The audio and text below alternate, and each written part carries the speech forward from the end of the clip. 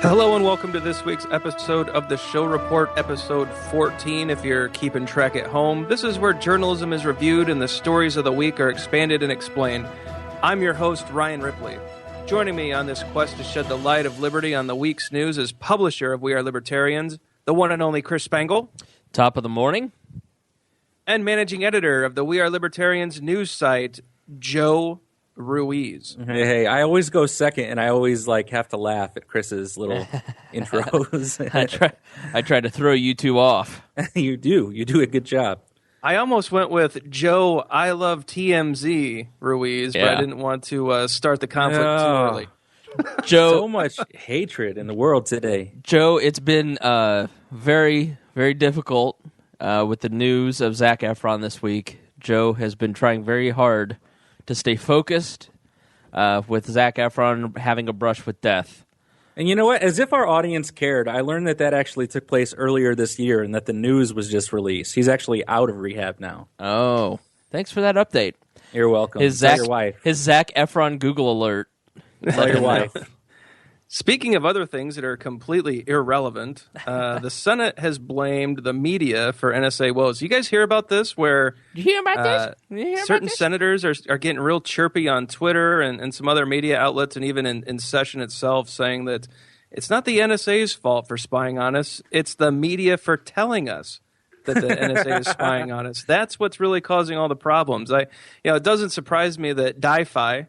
For those of you not in the know, if you don't know the lingo, that's Dianne Feinstein, the probably the dimmest bulb of the bunch. That's her reasoning, anyways, that if the media had not told the American public about the NSA, everything would be fine. It's like if you're in an adulterous relationship, and it's the argument that, okay, I'm cheating on you, but if you wouldn't have found out that I was cheating on you, everything would have been fine. Yeah. It's the classic apology, not apology. Like, listen, I'm sorry if you got offended, but you shouldn't have been snooping in my dresser drawer. What's worse is that they're not really even apologizing. They're saying this isn't a problem, and if the media would shut up, the problem would go away. And that's because statists are going to state. Listen, of course, they're the people who control the government are happy with the way the government runs, and that's why they freak out when people want to shut the government down. The real tragedy of living in Indiana is that we have Senator Dan Coates, who has been in on this nonsensical argument, and ultimately he didn't ask a question during a joint session, but Clapper came back and answered one anyways and quoted right back at Senator Coates, "You have very elegantly captured our frustration." So for our listening audience also in Indiana, it appears that Dan Coates is on board with the idea that it is the media's fault and not the NSA. Color me shocked. The only member of the Senate Intelligence Committee who had the honesty and the integrity to point out just the nonsense of this argument was Democrat Ron Wyden. He has called out just the lack of transparency and honesty from the Intelligence Committee leadership, and basically said that had they been straight with the American people from the beginning, the media would not have needed to do what they did. So golf clap to Senator Ron Wyden. Thank you for being the only honest one of the bunch, and to the rest of you, a big boo. Apparently, Ron Wyden, I don't know if maybe you guys caught it, but Greg Lynn said that Ron Wyden made a weird statement that had people kind of questioning, is there more that we can look into? And he was very vague in the statement, and I wish I had it in front of me, but I'm just doing this off of memory from my conversation with Greg. Greg said he was presenting an idea so that journalists could go and do more digging and find out that there's more information on the NSA out there. So hopefully I did catch that comment, and my first thought was, oh no, the only honest senator on the Intelligence Committee is about to go to prison. Right. So what did he? I got very concerned that Ron Wyden had just stuck himself out on a limb, that he might have said too much. What was the comment? Do you remember the paraphrase of it at least? I think he was discussing that cell phone GPS locations may or may not have been tracked by the NSA. And so not only are the metadata, the metadata that everyone loves to talk about and minimalize, But it's also GPS tracking data. So if you turn on your GPS and you're at a certain location and you want to go to another location, it seems that the NSA might be grabbing that as well. The idea that Apple is now collecting your fingerprint, doesn't that just make you all warm and fuzzy inside? That's why I have an HTC One. I'm sure that feature will be coming to your phone soon. The NSA demands it. It's crazy. But they have to know your GPS location, because if they didn't know where you were at all times, it would be impossible to assign appropriate coordinates to the drones for guys like us. Yeah. Well, how are the NSA analysts supposed to appropriately track their boyfriends and girlfriends if they can't have a GPS location? I'm just saying, I'm not hard to find. Just find the local burger joint. Like have the drone positioned over Teddy's burger joint, and you'll find me at least at some point. There's a Five Guys near my house. We see tie-dye on the heat map. That must be Spangler. Right. So when you see tie-dye going into the Five Guys, just shoot. Fire away. Well, speaking of firing away, we had the opportunity to interview Dr. Noam Chomsky. So some of you may or may not be familiar with Dr. Chomsky. He is pretty much the end-all, be-all, is-all of the linguist academic discussion. Noted scholar in this area, professor at MIT, doctorate from, I believe, Penn State. Incredibly brilliant man when it comes to the language and how it works within our brains and whether or not language is a function of communication or internal dialogue. He takes on a lot of controversial positions in this area. He's also a noted political activist, very strongly minded in the political arena. Has some interesting thoughts on libertarianism and some of the things that we take seriously as a journalism-related podcast, and especially as liberty-minded individuals. And we had the great pleasure of talking to Dr. Chomsky. What amazes me, guys, is even at the age of 84, what a brilliant man. I mean, he still has the facts up there. He still has the arguments. I would not be comfortable going 10 rounds with him in an academic debate. I think he would demolish all three of us. What do you guys think? Well, maybe two of you. No, he is incredible. I think he's 86 now, if I remember, because I was reading a profile of him from the New Yorker, and he's incredibly prolific. He writes. He's got 2 new books out, with a third coming out. He's constantly publishing new papers. He's a professor at MIT, so he has a regular teaching schedule. And I hope at 86 that I am still as engaged intellectually as he is. So. Really, kudos to him, and can't thank him enough for doing an interview on a podcast. So he's got a new book out, which is on Western terrorism, from Hiroshima to drone warfare.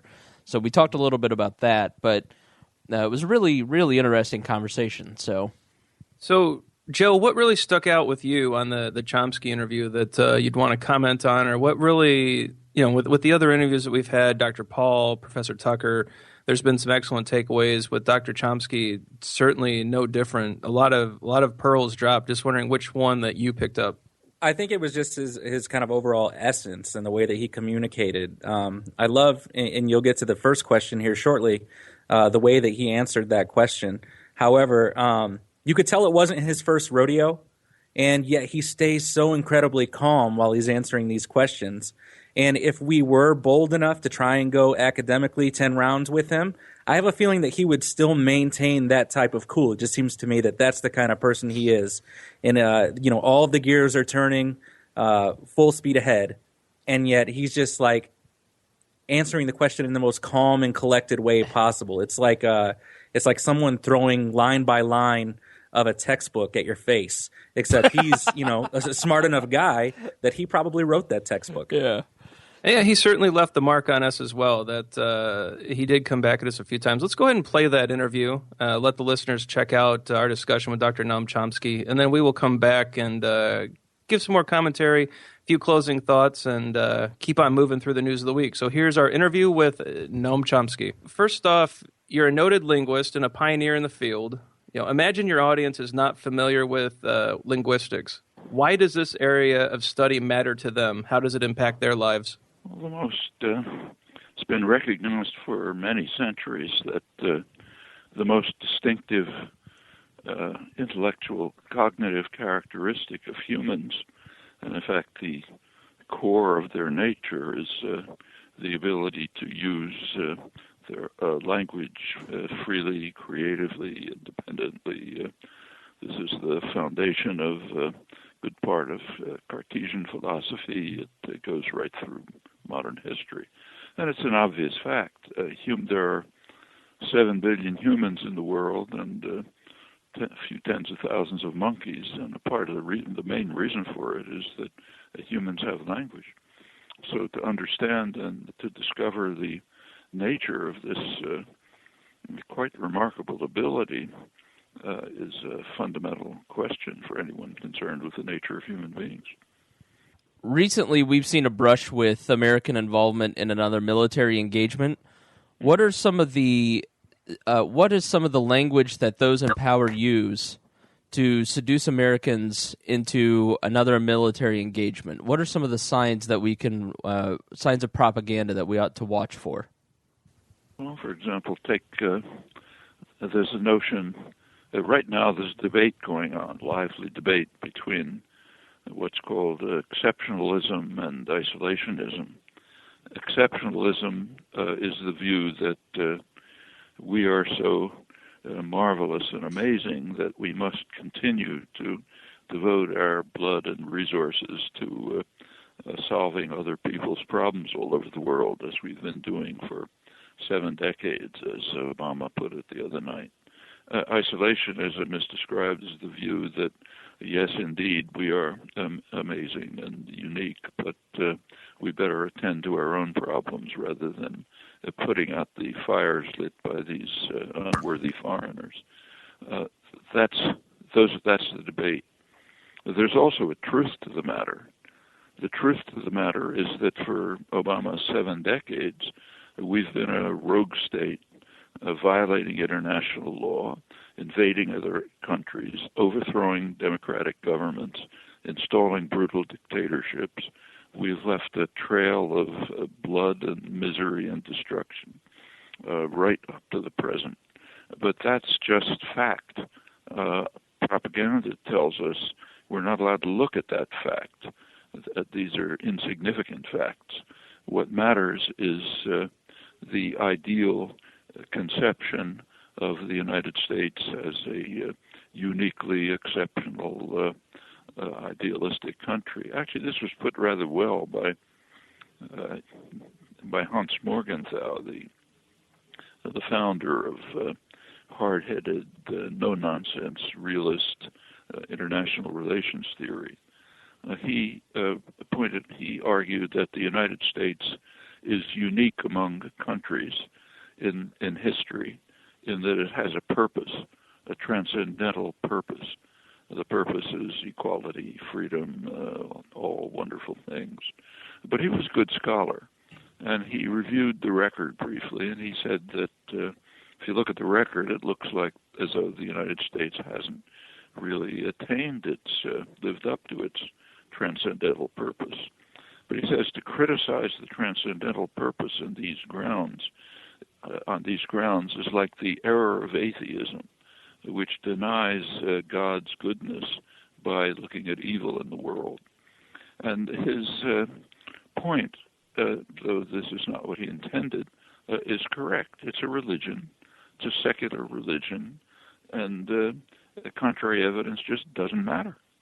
That's the most extreme form of propaganda that one can imagine. Very few historical analogs to such a successful propaganda campaign. So the alleged debate is waged within a framework which is so dramatically false that you can hardly even laugh at it. But as Morgenthau said, that's irrelevant since we have a religion which claims that the premises are correct.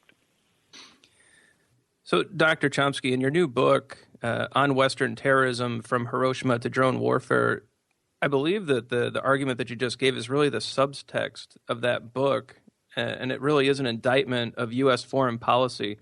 So given that the exceptionalism stance is turned into its own religion or its own false idol, as some would say, and that false idol has overtaken the ability to reason out the true facts and ultimate carnage of our current policy, what would you say is the right U.S. foreign policy, and how could we actually get to a better standing in the world? Well, actually, there were several far-reaching polls by the major polling agencies a couple of years ago, which asked people about these questions, and they gave answers, which I wrote about them. I thought they were pretty sound. I wouldn't have put it quite that way, but I basically thought that the public opinion on this was sound. Public holds that by considerable margins, that in international crises, the United Nations should take the lead, not the United States. And the United States should go along with the will of the majority.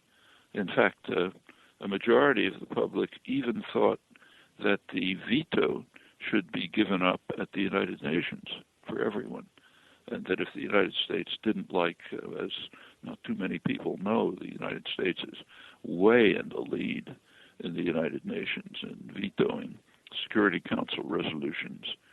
Britain second, no one else even close.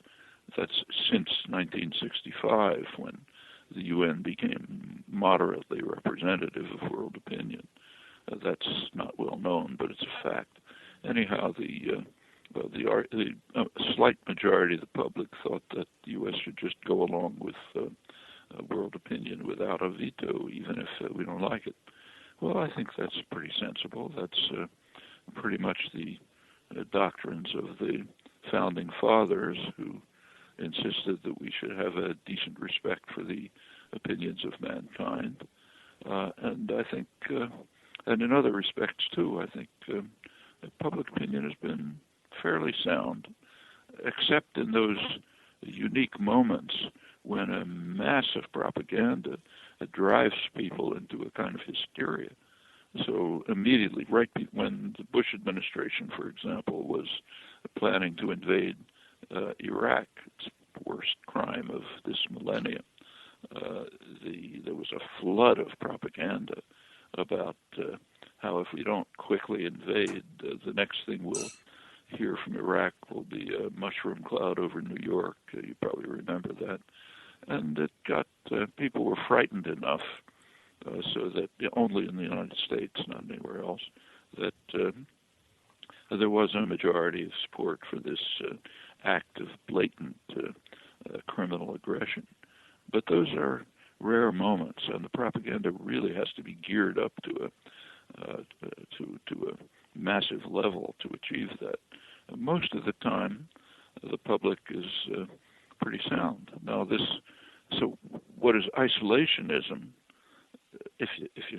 What's called isolationism is actually the view that we should observe international law, act like a law-abiding state, and not be a rogue state that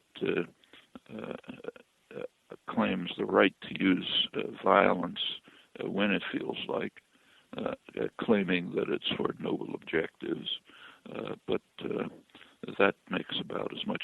You look at history, that's about as justifiable as other great powers that have made the same claim, and typically they do.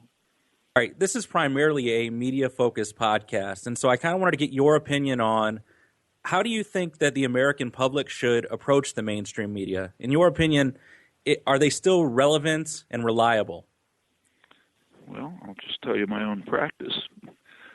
First thing I do in the morning, I just did it, in fact, is read a couple of newspapers, the New York Times, a couple of local quality newspapers, the business press.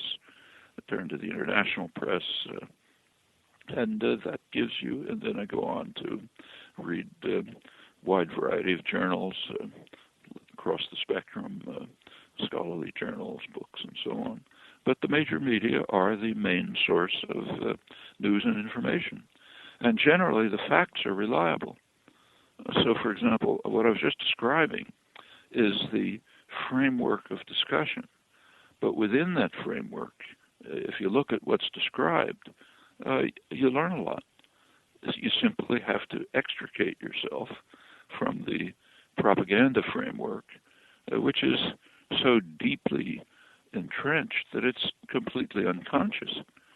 This secular religion that I described is rather different from, say, evangelical Christianity or Orthodox Judaism, the culture I partially grew up in. My grandfather, for example, was an ultra-religious Jew, but he knew he was religious. The purveyors of the state religion don't even know it. They think they have no beliefs. They're just being objective. That's a much higher level of subordination to religious doctrine. And people who read the press, as they should if they want to know what's going on in the world, like, say, the New York Times, best newspaper in the world, in fact, should do so learning what they can, but recognizing that the framework is of commentary and discussion is very sharply distorted by a religious doctrine that's pervasive. For example, right now there's article after article asking whether Iran is finally willing to negotiate with the United States. Well, anybody who bothers to look into it will quickly discover that it's the United States which has been blocking, not entirely, but significantly, blocking any steps towards negotiations. And in fact, when there were real achievements made that could have ended the crisis, the U.S. stepped in and blocked them. You have to do a little work to discover this, but it's in the press. So if you go back to 2010, Turkey and Brazil reached an agreement with Iran in which Iran would send all of its low-enriched uranium out of the country for storage to Turkey, and in return, the Western countries would provide isotopes for Iran's medical reactor. Okay, that would have ended the crisis. As soon as it was announced, it was bitterly denounced by the government here. Brazil was denounced. The press reflexively went along. It just repeats what the government says, denounced Brazil, denounced Turkey. Obama quickly moved to enforce sanctions. The Brazilian foreign minister was sufficiently annoyed so that he released a letter from President Obama to President da Silva of Brazil, in which Obama had made exactly this suggestion, apparently assuming that Iran wouldn't accept it, and then we'd have a propaganda point. But when they accepted it, it was denounced. Now, if you read the press carefully, really carefully, you can discover these facts, but you have to read it carefully. And once you and this is not the only one by any means, once you learn these things, you can then approach the morning newspaper with a framework of understanding which will allow you to decode the distortions and find the facts. And it's incidentally very useful to read critical commentary, which is now easily available on the internet, which goes through all these things. You've referred to yourself as a libertarian socialist. How does that differ from the libertarianism best identified in Ron Paul, the Cato Institute, or the National Libertarian Party? Well, the term libertarian in the United States has a meaning quite different from what it's meant traditionally in the long European tradition. Their libertarian just is the anti-state wing of the socialist movement. So the critics of the Bolsheviks from the left-wing critics of the Bolsheviks, who regarded Bolshevism as kind of a right-wing deviation, they were libertarian socialists. They didn't believe and they opposed the power of the tyrannical state. The term libertarian, and in fact they opposed any form, libertarian socialists opposed any form of illegitimate authority and domination. American libertarians are quite different. They favor tyranny, but the tyranny of private power. They don't want the state to be in a position to restrict and limit the power of private capital concentrations, corporations.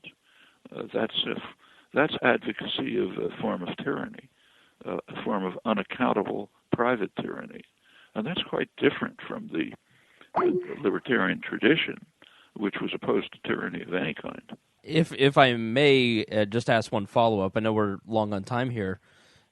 We are more libertarian in the strain of Ron Paul and the Cato Institute, but our view is that there should be no force, no coercion, and if individuals are acting in harmony with each other, then I don't see how that's tyranny necessarily. If there's no rules, you can call them coercion if you like driving on the right instead of driving anywhere you like. If there are no rules, then what will happen is very evident. We see it before us. There's plenty of historical evidence. Concentrations of capital will accumulate. They'll grow larger and larger. They'll be uncontrolled and unconstrained.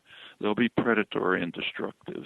And the free choices that you'll have will be either to submit to them with whatever constraints they impose or to starve. Well, we're long on time, but I wanted to thank you for indulging us in that one last follow-up there. So thank you very much, and we appreciate you taking the time to talk to our audience, and really have enjoyed talking to you. Good to talk to you. Well, that was great. Chris, you seemed to have a little tussle at the end of it. Dr. Chomsky did not have a positive view of American libertarianism. Perhaps you could dive into his argument a bit. I believe it was the Somalia argument that the libertarian movement will ultimately lead to anarchy, and then it just turns into Somalia, wherever the ideas prosper and spread. So I know that we don't agree with that. Chris, could you kind of give the highlights of that argument and just the... anything that I read, I think his linguistics is really interesting, how grammar is formed. I think his conversation on how to spot propaganda is interesting. But then we get to, capitalism, and then it gets a little bit murky there. His view of, the libertarianism that we outlined, that the three of us expound upon, is that the individual is the basic unit of measurement. So we're all individuals. We each have make individual choices, and force starts with us.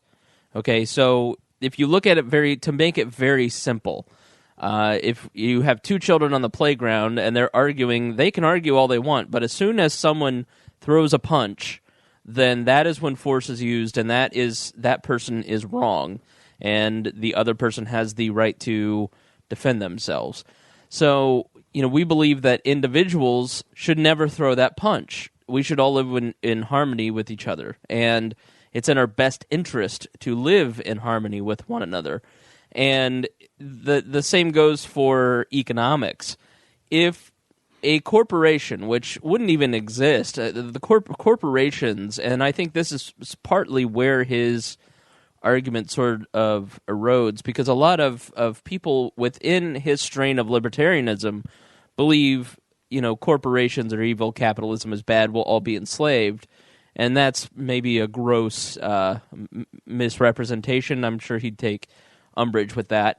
But, the corporation that the three of us work for is really designed by the federal government. It's designed by the IRS, so it's defined by the state. And it would not exist in a truly free market.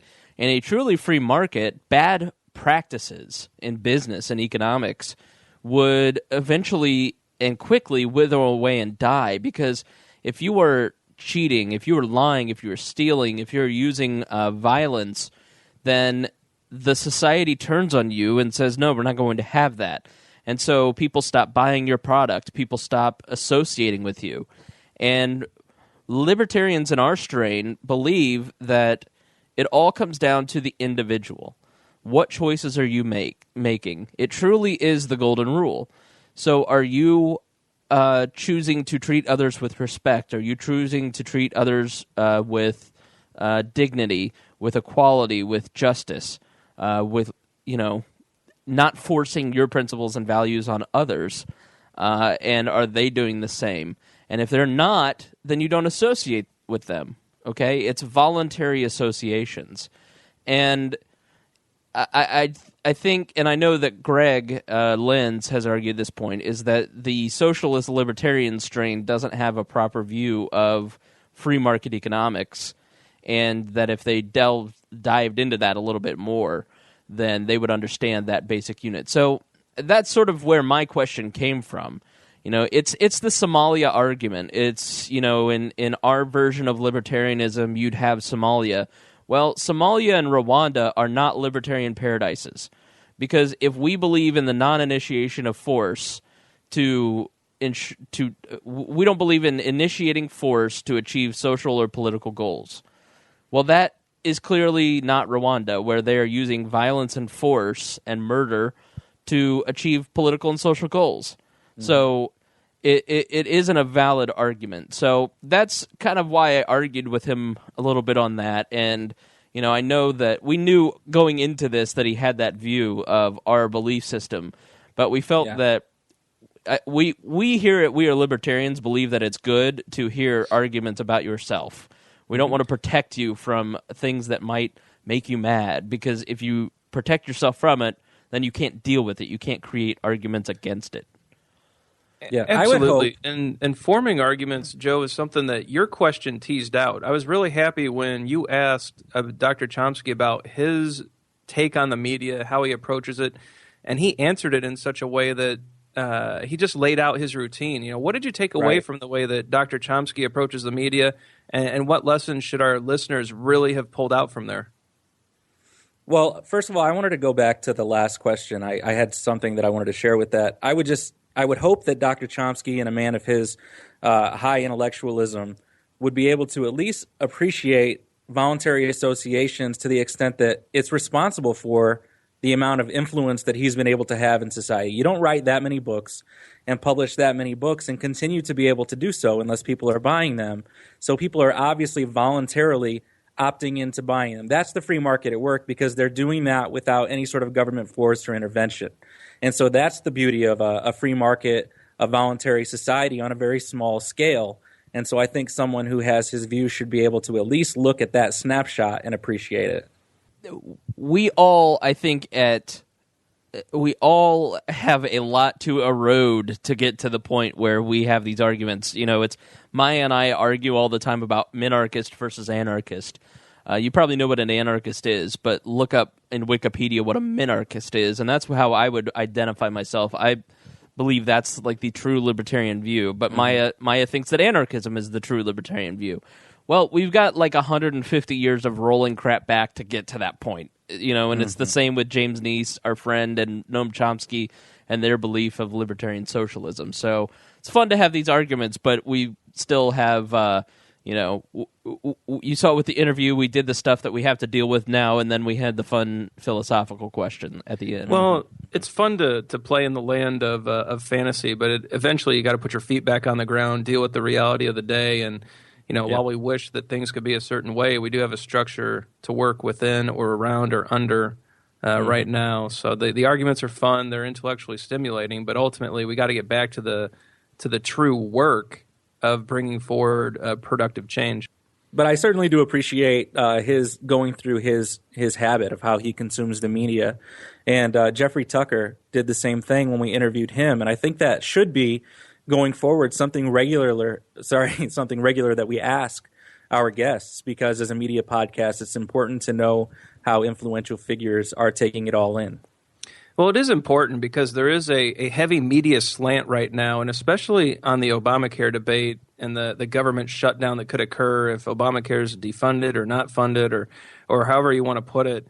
And it's something that the three of us have been talking about pretty extensively, either through our chat system or just over the internet. And I wanted to bring this up because the media has decided to slant the Obamacare debate and the government shutdown as the GOP, or for, again, the lingo, the Republicans holding out for their way or the highway. And even yesterday in President Obama's address, he made it clear that the Republicans are simply trying to take their ball and go home if they don't get their way. And the slant is really, at least in my own opinion, and I hope you guys agree, that they're really ignoring the fact that the president started the entire conversation with, "I refuse to negotiate." And so when you start off with those words, having another side willing to bend just doesn't seem possible. Yet that part of the discussion has been dropped by the mainstream media, and I don't think that message is getting through very well. I'm kind of curious, your guys' insights as to why is the blame a one-way street, and why isn't the president taking some of the blame for his obstructionist stance as well? Because, guys, really, he's not willing to negotiate, and the Republicans are making a list of demands. And so when you have that kind of stalemate, doesn't it truly take two sides to cause an impasse? Well, remember when we talked to Ron Paul and he had that little soundbite where he talked about the people have to kind of do some soul searching in terms of what they feel the appropriate role of government is. And I think that this is a reflection on what people, a society, as a majority, is willing to accept as the role of government at this point, because they see the president as the leader, and they disregard the power that we have through checks and balances and through representative government, or that we could have. And so when they hear him say, "This is the way that I think it should be, and I'm not going to negotiate it," they take it as, well, that's just the boss kind of giving his demands down to the lower peons in the lower chambers here of the Senate and the House of Representatives. And that's a terrible way to accept information. We shouldn't be doing that. What we should be doing is saying, no. There's more of them than there are of you. We need to go bottom up, and we need to make sure that our representatives know exactly what their take on the issues of the day should be when they go in to vote. And there are a handful of senators and House representatives that they have the right mindset. They're not going to take this is what I told you to do, and this is the way it's going to be. Okay, now give me your feedback, but just exclude anything that would negate anything that I just told you is going to be the way it is. And those people, are the people we talk about regularly, the Justin Amash's, the Rand Pauls, the Ted Cruz's, even like you said with what we just talked about, the Ron Wyden. Mike Lee. Yeah, Mike Lee, absolutely. And those people are out there saying it's about what the people want. Even at the end of Ted Cruz's filibuster, when he was talking to Harry Reid, he asked him if he would yield his time, and he said, "I won't yield my time until you yield to the American people." I just thought that was a beautiful sentiment. And so we've got to get to the point where we're refusing to accept, I'm not willing to negotiate on this, and this, because this is representative government. It's not your call. We elected you. You're going to hear what we have to say, or else the Democrats will no longer be in power. The Republicans will no longer be in power. We have to do what they've been doing all along and decide to just start taking the power grabs, because it really is supposed to lie within us constitutionally. Rant ended. Jeez, did you drop the mic too? So, Radley Balco was here in Indiana, in Bloomington, at his alma mater at Indiana University, speaking to the SFL and YAL group there. And he has So, Chris, what are those two acronyms for those that don't know the lingo? Oh, yeah, good point. Students for Liberty and Young Americans for Liberty. And YAL is more politically activism, especially for libertarian Republicans like Amash and Rand Paul. And then SFL is more philosophically based. And, on most college campuses, you start both because two different feathers of the bird, I guess. So what he talked about was he has a new book out called The Rise of the Warrior Cop, and Radley Balco has done a great job of bringing to the mainstream the notion that police forces have become militarized, and that is bad because the idea of a military is to kill things and break things and annihilate the enemy. And a police force, their mission is to keep the peace and to uphold rights. And when you militarize a police force, then bad results happen. At the end, when we're talking about solutions and what do we do about this problem, he says, you have to make it politically untenable. And you have to get these are my words, not his. You have to make the spineless little weasels fear for their jobs by making it politically untenable, putting pressure on them. And what the Tea Party and the Libertarian strain and the grassroots Republicans have done to their party is put pressure on politicians to make spending and big government politically untenable. And that's what Ted Cruz is doing. And that's what the media does not see. Because the media, the Beltway media, the political media, the politicos, the Hill, the columnists that write for the Washington Post and the cable news channels, all are based in Washington, D.C. They live in a world of pragmatism. They live in a world of this is how the government is, this is how things ought to operate. And they don't break out of their bubbles very often. They don't see what the grassroots are doing. They don't see that it's politically untenable for these guys to vote certain ways anymore. Because the Republican Party for so long has come back to their districts and said one thing and gone to Washington, D.C. and done another. Dan Coates. And so the Washington media misses that. The Beltway media misses that because they are living in a world of what is possible, and the grassroots Republicans are living in a world of what ought to be. And those two do not reconcile each other. And what we are seeing is, to be honest, Ted Cruz's stunt was a publicity stunt because there was no way that they're going to kill Obamacare. The math just does not work. The fact is that there is not the votes in the House and the Senate. There is not the votes in the one that matters, the veto of the president. And so you've got to win more elections. And that is really why I think we see the disconnect, is because the Beltway media looks at the math and the practical math of the situation and says that this is a cause that you cannot fulfill. So what's the point of it? Why even go out there and rant for a few hours like Joe Ruiz? You can't do it. It's not going to happen. So what is the point? And the point is that you get your message out the day before the exchanges start, and you create a negative environment about a program that is going to fail if people won't enroll in the program. And if people hear that it's terrible and it's bad for you right before the exchanges open, then not enough people sign up because their behavior is affected by the filibuster, and therefore the program will end. So they don't see that there is a level of pragmatism to all of this because they're stuck within their own little bubble. So do you guys think that the worst problem that the GOP faces right now is that Obamacare could work?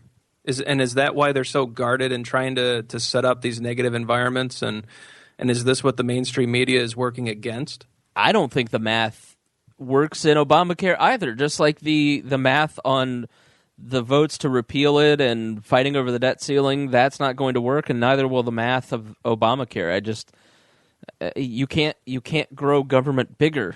The bigger the government, the easier it is to fall and fail. So, well, yeah, not only, I mean, that has a lot to do with what I'm about to say, too, is just that it's unaffordable, Even if it were the absolute greatest policy which has ever, come through the ranks of government, we are at a point in American history where, the bank is broken. And how are we going to pay for such an expensive policy, regardless of the good that it could potentially do or the bad that it could potentially do? We just can't afford it. How do you get around that? I don't think you do. I think that we all agree it's doomed to fail. But the question really is, why does the mainstream media keep carrying water for the president and for this program? And that's something that Seymour Hersh really called out in a recent op-ed that appeared in The Guardian, The Huffington Post, and a few other papers. I wanted to talk to you guys about this real quick. This is a Pulitzer Prize-winning journalist. He's got some very extreme ideas on how to fix journalism in general. He's basically saying close down the alphabet soup news bureaus like NBC, ABC, CBS, Fox, and basically fire 90% of the editors and journalists and get back to the fundamental job of reporting, which he said requires that you're an outsider. Interesting quote from him during this op-ed is, Don't even get him started on the New York Times, which he says spends so much time carrying water for the Obama administration, more than he ever thought they would. Or the death of Osama bin Laden. Nothing's been done about that story. It's one big lie. Not one word of it's true, he says, of the dramatic U.S. Navy SEALs raid in 2011. So clearly, Mr. Hirsch, credible journalist, Pulitzer Prize-winning author, and has some serious bones to pick with the New York Times, with the mainstream media, with the alphabet soup mainstream outlets. And he's really just dropping the hammer on their inability to report as outsiders and calling them out for carrying the water of the administration. You know, guys, is this a case where is it time to burn it down and start over, or is there a path to redemption for what we call journalism in America? I think the path that we will see is that the pro-power media outlets will eventually be the recipients of government grants and government bailouts to keep reporters employed. And there will be a lot of people who just will take the job because they want a job and they want to have a quote-unquote journalism job. And then there will be a lot of principled people who will leave and start independent sites, and you'll see those sites get bigger and bigger, and then one day they become the pro-power large media outlets. I mean, that's sort of the cyclical nature of the world. I don't believe in a liberal media. I don't believe in there is a conservative media and there is a liberal media, but when you call the New York Times and ABC liberal media outlets, I don't believe that. I believe that the mentality, having worked in and around journalists for the last 10 years, the mindset is pro-power and anti-power. And there are not a lot of anti-power journalists out there. There is a lot of pro-power journalists. They are comfortable with the idea of a bigger government and more government power. And we need more libertarian journalists. We need more people like Radley Balco. We need more people like Glenn Greenwald, who are anti-power and are willing to question the power of the government. And what you see in these alphabet soup, so-called alphabet soup mainstream media, is the inclination to become a press release factory for the government, all forms of government. And that's the problem, because then they become, it's the tyranny of access. They stop questioning because they want to make sure that they have access. And if they step too far out of line, then they become ridiculed by their peers, like Glenn Greenwald.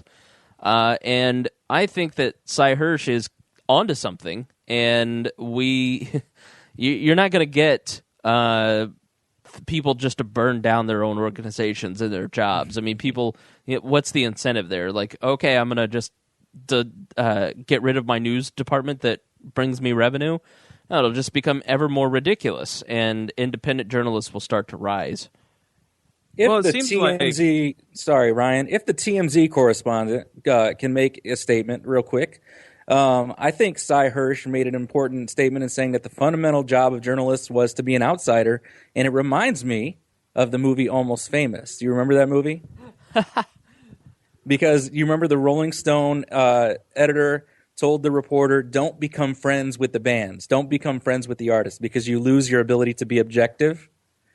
And for some reason, that's what I think of when I think you get too close to the people in Washington. All these organizations move to Washington, and I imagine in my head, and I can speculate that they probably established some good relationships. Maybe these people are going out to drinks with, someone who works on the White House, someone who works on Capitol Hill, and instead of being objective, then they base everything off of their relationship, like you said, their ability to gain access, and it becomes something that really it shouldn't become as a journalist.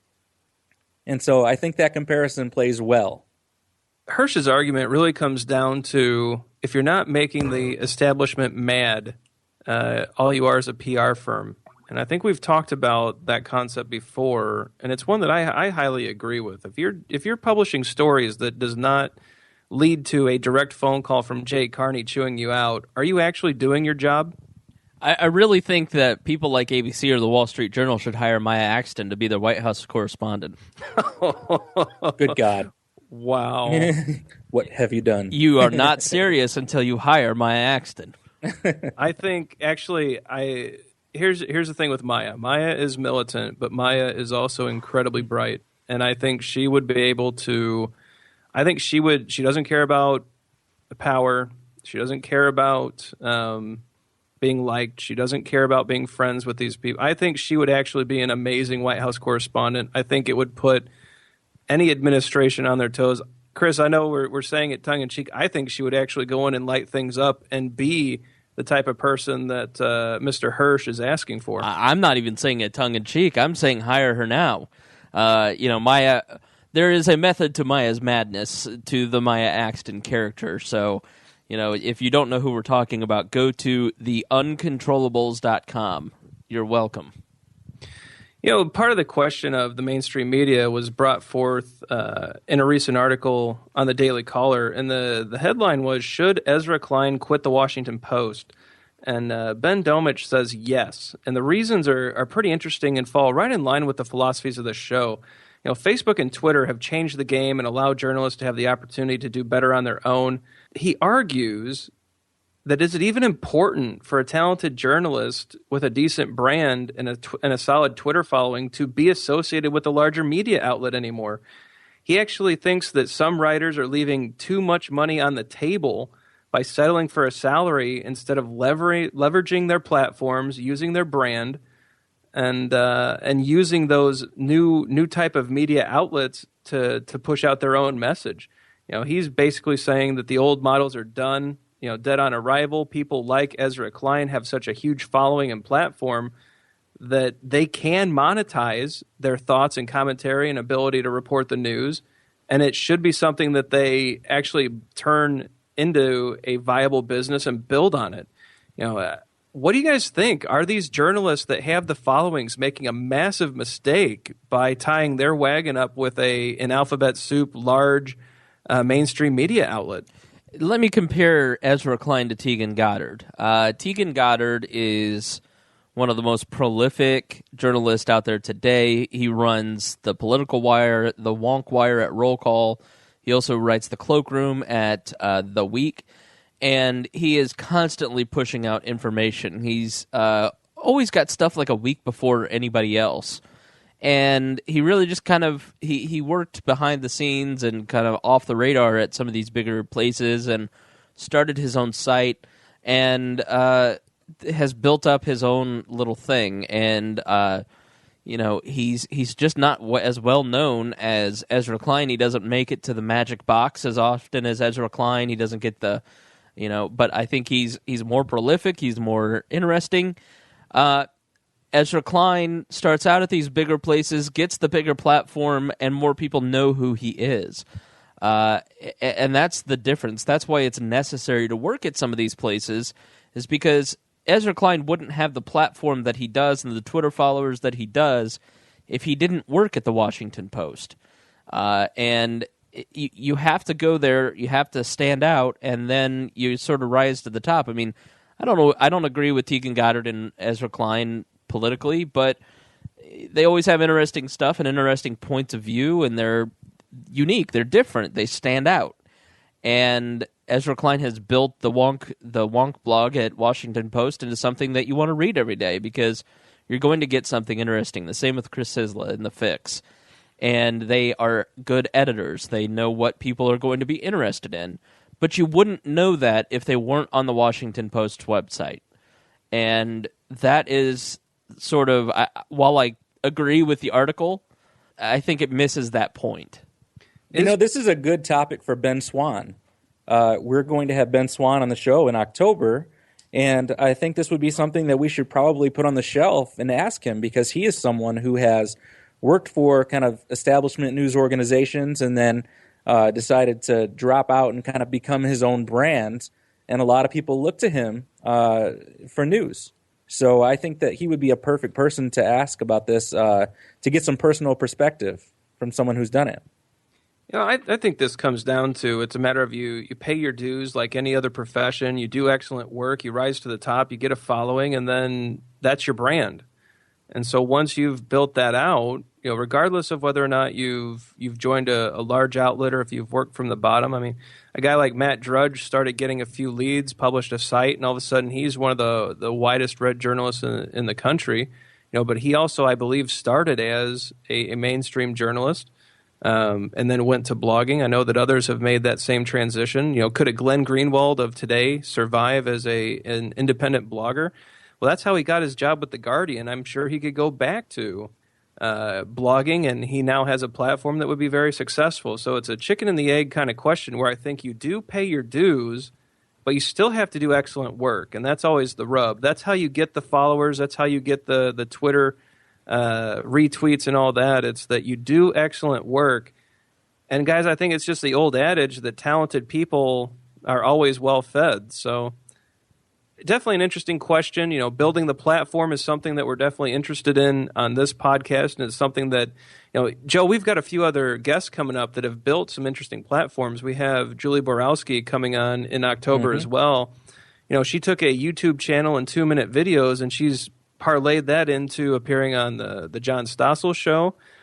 She's really making some headway into building her brand and building a platform, so that will definitely be an interesting conversation. We also have Libertarian Girl, who is a Facebook phenomenon she's basically put together a massive following of people on Facebook and other social media outlets. She gets quite a few comments and quite a few readers, and she's got this platform that she's now parlaying into conference keynote appearances and other activities as well. So it's interesting to see that people are able, even like Ben Swan, who went out, he was part of the mainstream media, went out on his own, created his own platform, and seems to be doing incredibly well with it. We'll talk to him about that too. It seems that the ability to build that platform off of past success in the mainstream area is important, but then people like Julie Borowski, who does not have a journalism background, she too can go out there and build that platform just like Libertarian Girl. So it'll be interesting to hear the various backgrounds, and it's shaping up to be a very interesting October indeed. Definitely. And don't forget, when you're talking about people like Julie Borowski and Libertarian Girl, we are Libertarians crew because we're awesome. Right. That's our platform. Disagree. There was just such a silence. There was such an awkward silence there. Like, why is he plugging ourselves? We're just going to cut that part out, so I'm not worried about it. But, all right.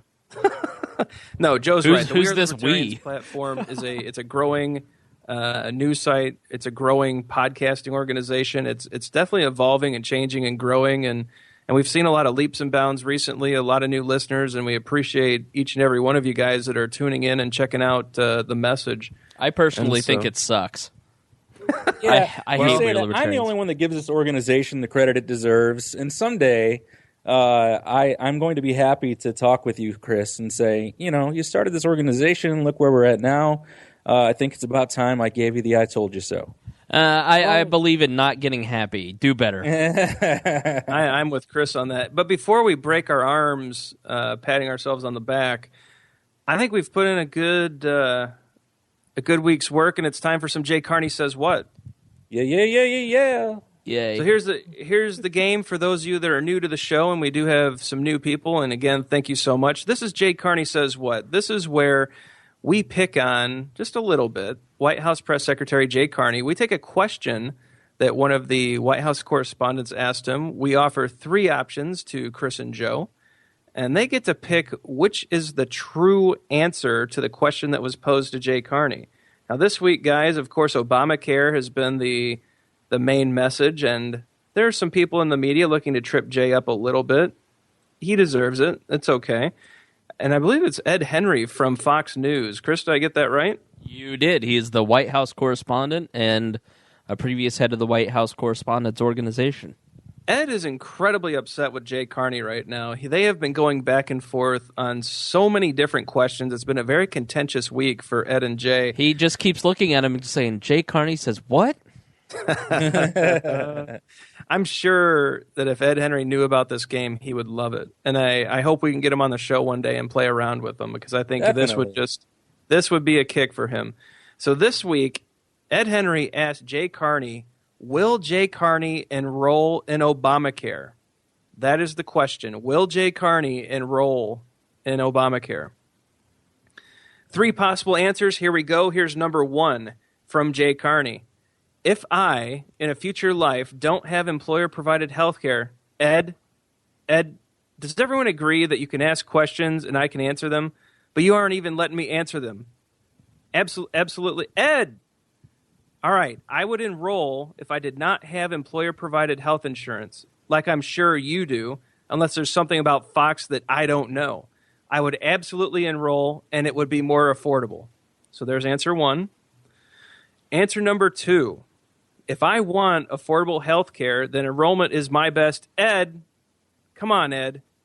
By if, I mean that I have employer-provided health coverage. Look, this is the most affordable that health care coverage has been in recent memory. Next week, the American people will finally have access to real coverage that they can afford. That's answer number 2. Answer number 3. No, I will not be enrolling. I have employer-provided health coverage just like everyone else in this room.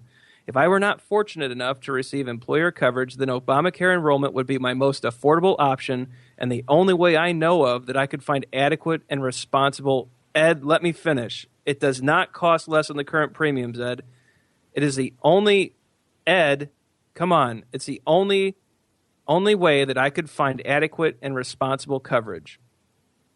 All right, so there's 3 options there. Each one of them involve Ed and Jay interrupting and going after each other. The first one, let's recap it real quick. The first one was that in a future life, if he needed to do it, he would, and he would love it because it's more affordable.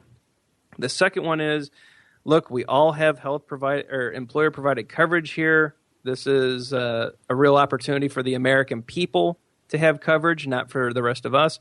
And the third is just a flat-out no. I am not enrolling because I don't need to. And if I didn't have coverage, I would. Okay, number 3 is out because that's too much of an actual answer. And Jay Carney never actually gives an answer. So that one's definitely not it. So now it's between the one where he insults Fox News and the one where he eloquently promotes Obamacare. Now, he's not good at eloquently promoting things, even though he's the press secretary for the president. And he does hate Fox News, but my gut tells me that number 2 is the answer, and when you have a gut as substantial as mine, you must follow it. Chris Spangle is going with number 2, which is essentially the eloquent way of defending Obamacare without insulting Ed Henry. All right, Joe, which way are you going? I'm going with Chris on this one. So we both are locked in at number 2. You're assuming Risky that Jay move. Carney took the high road. Let's play the clip and let's hear how Jay handled this. Anyway, from the Wall Street Journal out, let's take the attacks on Republicans out. You're talking about enrollment. Will Jay Carney enroll in this? Will White House staff enroll in Obamacare? Again, everybody, if you have... Let's start with you. If I, in a future life, don't have employer... Premiums are so great. Ed, does everybody here agree that we can ask questions and answer them, but if you want to... You're not even letting me answer the question, Ed. Go ahead and answer.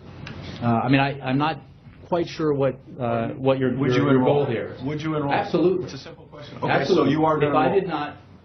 If I did not have employer-provided health insurance, like I'm sure you do, unless there's something about Fox I don't know, then I would absolutely enroll, and it would be more affordable because of it. And I think you'll see that around the country.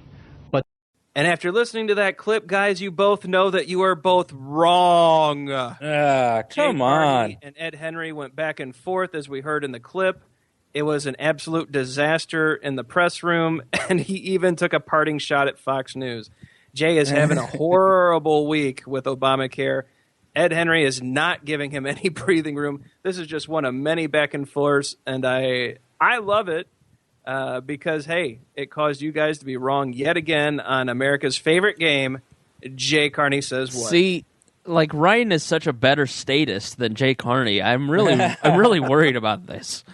Well, if they want me to start doing the White House press briefings, I am available. They haven't had White House breast briefings since Clinton. Yeah, that's a good idea, Ryan. You can go be an apologist for anything that the president does, and I think Greg Lenz would have a field day with that. Yeah, we all know probably. you're a big Democrat. I said press briefings, Chris. Okay. So, yeah, I think Greg would have a field day if I ever showed up behind that podium and just, Obamacare's rolling out great. The delays were for everyone else's benefit. I don't know why you guys are so upset. We're doing it for you. Yeah, that would not play well, I don't think. Well, that's it for this week, guys. I think we put in our work, had a really fun interview with Noam Chomsky, and the ensuing discussion, I think, really dovetailed in well. It's amazing how some of these shows come together. If you'd like to get back to us, hey, if you're upset about the Noam Chomsky interview, if you don't like the scorched earth approach of reforming journalism, send us a message. We want to hear from you.